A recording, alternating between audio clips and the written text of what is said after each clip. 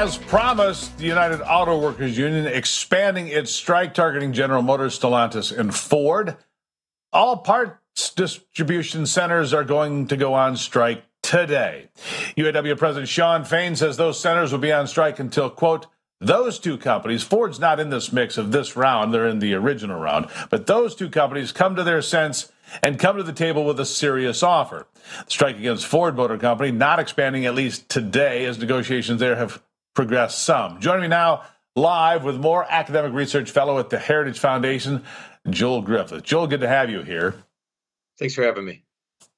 Now, we were just talking in the break. You grew up in Ohio, so one of the plants that's closed is the Jeep plant up in Toledo, kind of a famous plant for Chrysler Jeep over the years. There's also a plant closed in Wayne, Michigan, where they build the very popular Ford Bronco, and another plant that's closed in Missouri. But today, Shawn Fain, he expanded this strike dramatically. I think it's 38 plants, if I read correctly. I mean, he's going after these three companies.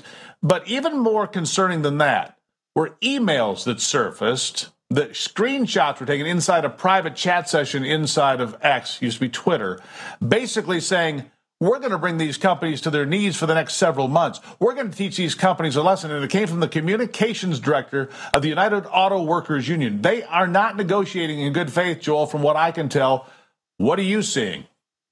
No, these big labor bosses have wreaked havoc on my home state and across the Midwest for decades.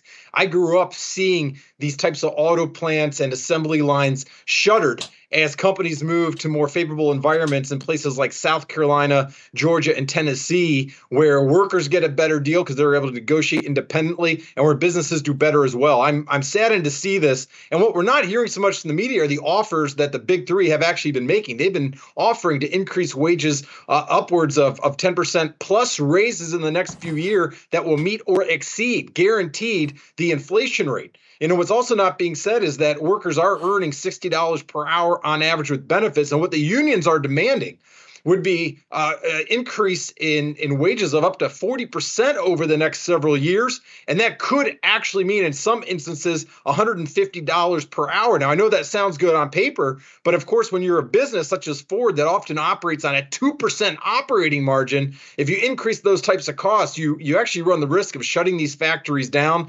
losing out to competition in the United States and of course, also elsewhere. These big labor bosses are looking out for themselves and themselves alone.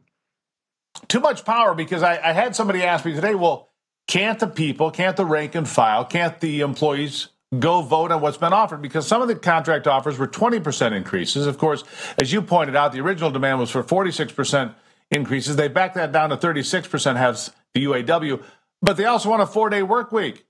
Joel, they want to work 4 days, get paid for 5 with a 36% increase on top of all of that. So really the effective raise is quite a bit higher. And look, with this transition to EVs being mandated by the government, which is another whole bag of worms, that's another big problem. This creates financial challenges. Ford already lost $4.5 billion this year alone trying to convert to EVs. This strike, if it does drag on for months, this could put people out of work, not just temporarily, but permanently, couldn't it? Oh, it absolutely would. I mean, we're seeing those temporary layoffs now. When you get laid off because of a strike, you don't get your full pay. So these families are under the gun. And let's not diminish the fact, I understand families, whether they're auto workers or otherwise, they've seen very real pay cuts the last 2 years with the sky-high inflation. And that's why the auto manufacturers actually have been offering raises to fully mitigate the loss that they saw from inflation. But when you see these union bosses behind the scenes saying they're going to try to bring companies to their knees, we got to think about who the victims are of that. It's not just the shareholders, not just the companies, it's the workers as well. And these unions would be far, I think, better off for both themselves and the companies that they were to push back against these insanely high fuel efficiency standards and the EV standards that are really making it difficult for businesses to actually stay profitable. What we need is to reduce those regulations, eliminate those mandates, and allow this whole sector to thrive. And that's the key, Joel. If they want raises, whether it's 20% or 30%, whatever it is, the company has to thrive to foot the bill. They don't seem to understand that.